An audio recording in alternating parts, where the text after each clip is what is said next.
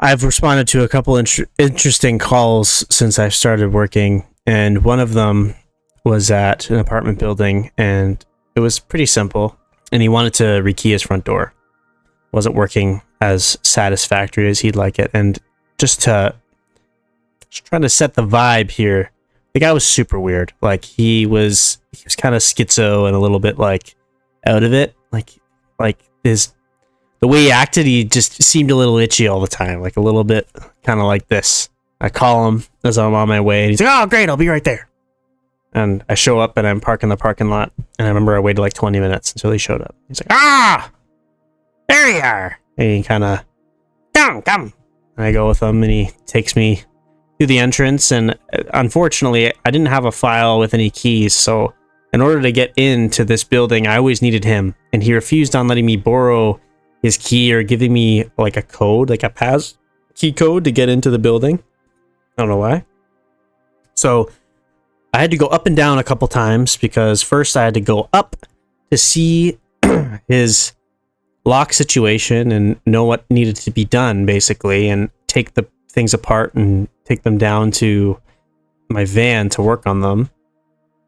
And then after I'd finished that, I go back up with the new stuff and I put it back together.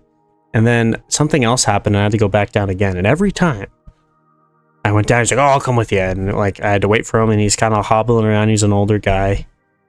And every time I had to wait for him I had to call him a bunch of times, like, "Hey, let me in. Where'd you go?" And the guy was just kind of scatterbrained, itchy. And the whole time and this is my least favorite thing, and this happens more than you'd think. I'm working on something, and the person insists on standing right beside me and watching me work the whole time. And it's fine. Like, I understand if you want to kind of know what I'm doing.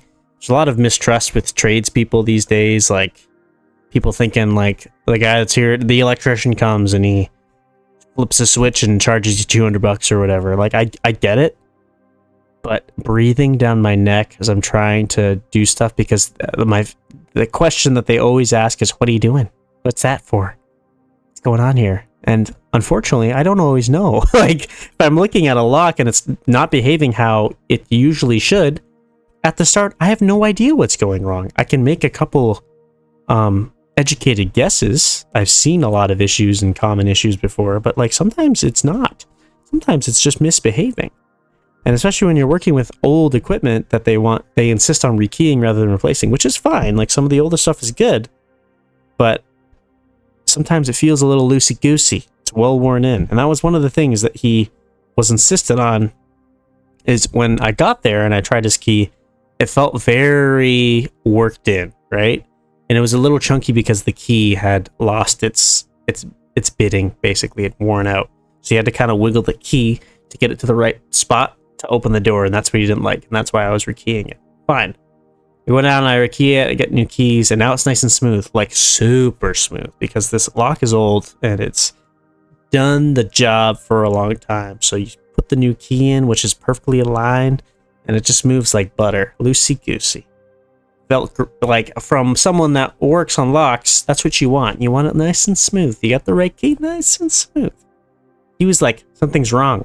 It feels too good," basically. He's like, "Why is it so smooth? Shouldn't it be a little bit more firm?" I'm like, "No. If it's feeling firm and stiff, that means that something is not level, right? And there's pins dragging, and there's components that aren't meshing correctly, aren't lining up right." And he's like, "No, I think if like this security, it's supposed to be a little bit, heavy duty, right?" I'm like, "This is a residential lock. This thing costs $25.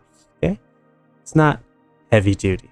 Not to scare anybody here, but a normal deadbolt, everyday deadbolt that you'll find on most doors, the thing's not meant for, it's not Fort Knox, man. It's just the little key will get that bad boy open. Or if you know how to pick locks, most of them are pretty easy to pick, if I'm being totally honest. Not to scare anyone, okay?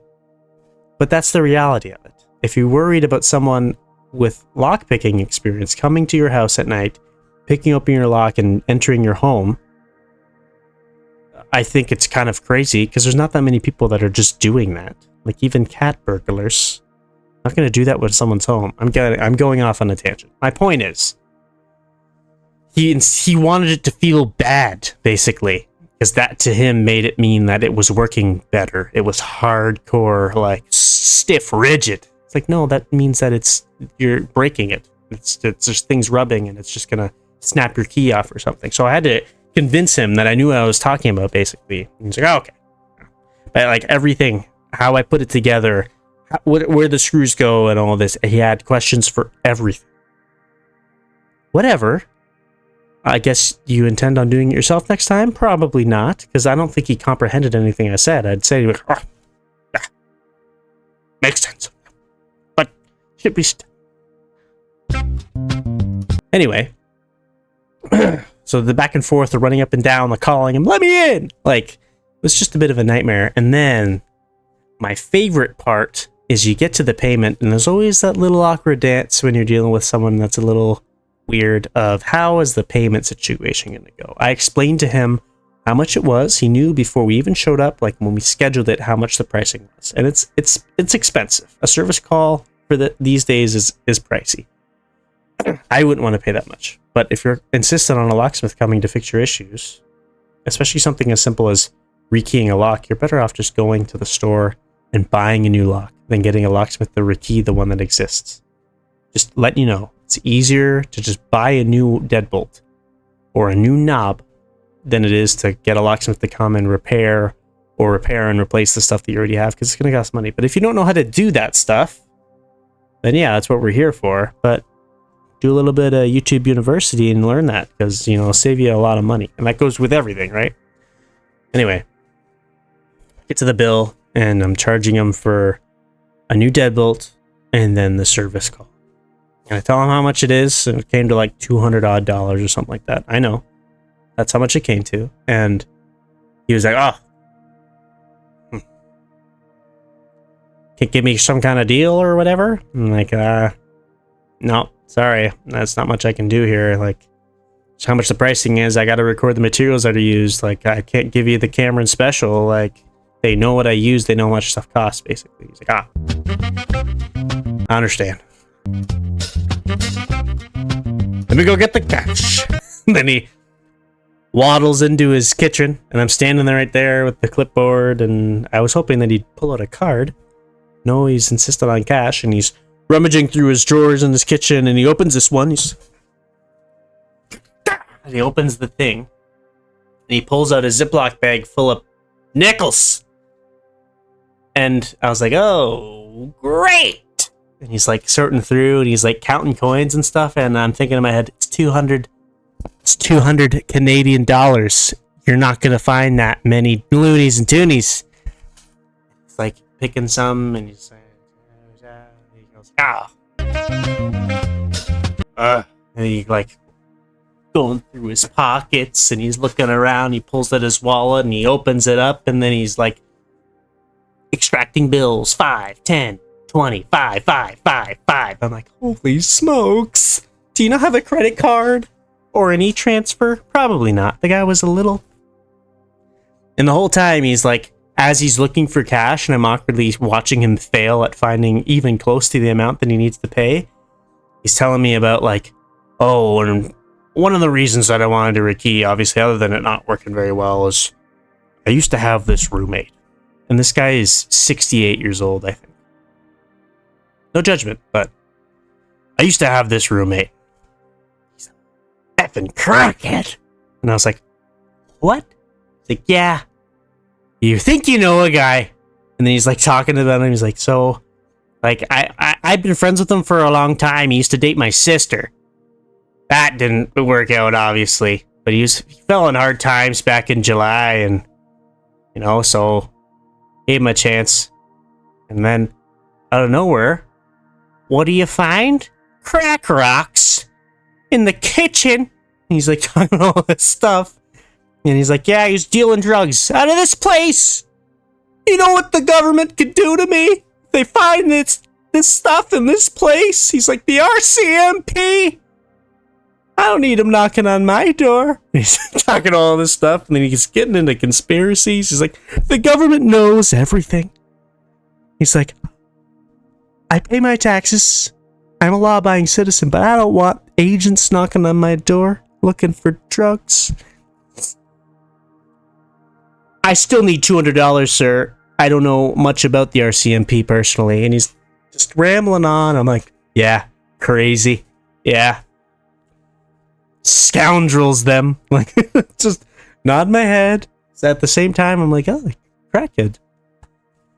You seem like you know a thing or two about crack, sir. Anyway, he's just going on, rambling, and then he found a $100 bill, then he found another one, and then this was the most frustrating part. And I wanted to laugh out of frustration, but I was afraid that my maniacal laugh that would have came out of my mouth because I was just completely bewildered by the whole process of everything that had occurred.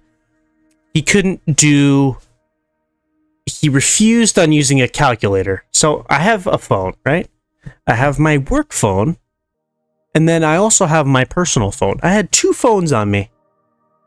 And I told him the math, right? I told him how much each part costs, and then I did the tax for it and everything, and I showed him on the piece of paper, and he's like, okay. He went on the long search and the rant about the government looking for the money. Well, he told me about a 15-20 minute ordeal. Honestly, it was ridiculous.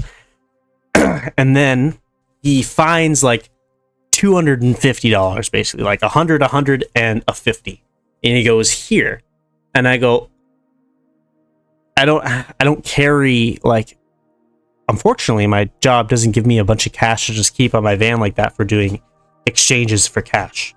Ideally, we want you to pay with a card or an e-transfer or whatever. There's many methods besides cash. Obviously, cash works.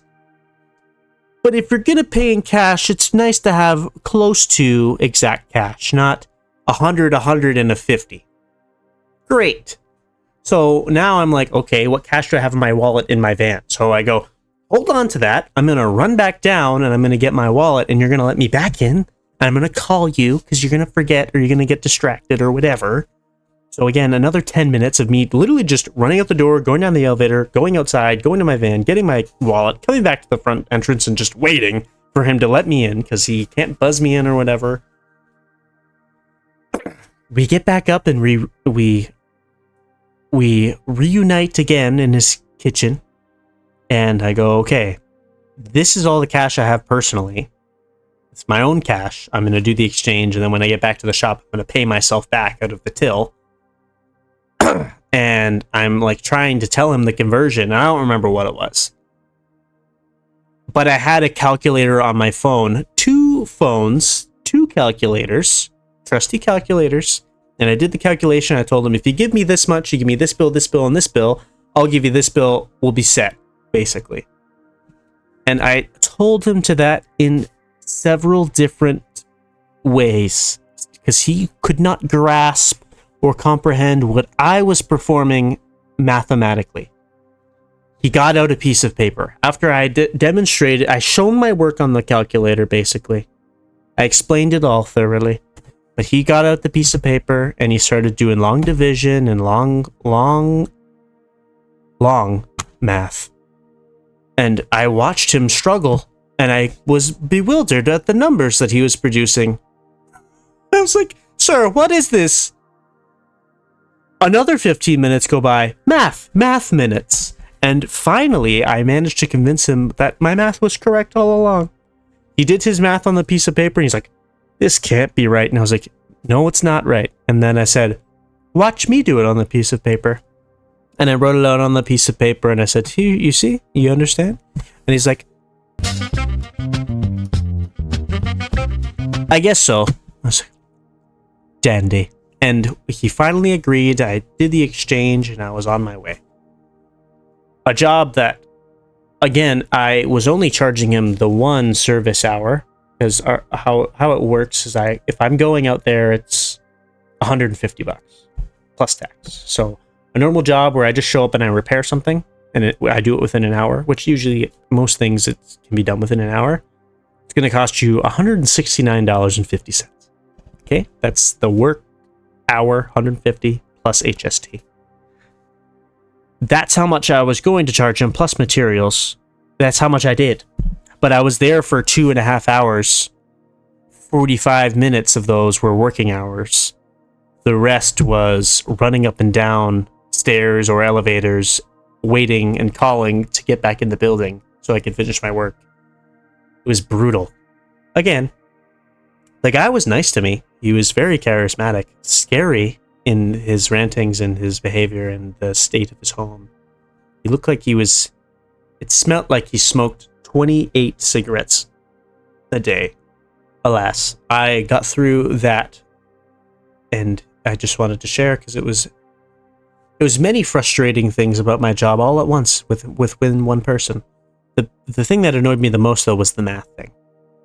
Trust the calculator, okay? This isn't school. You don't have to show your work. As long as I am comprehending the bills that we're doing the conversion with, the math should be correct.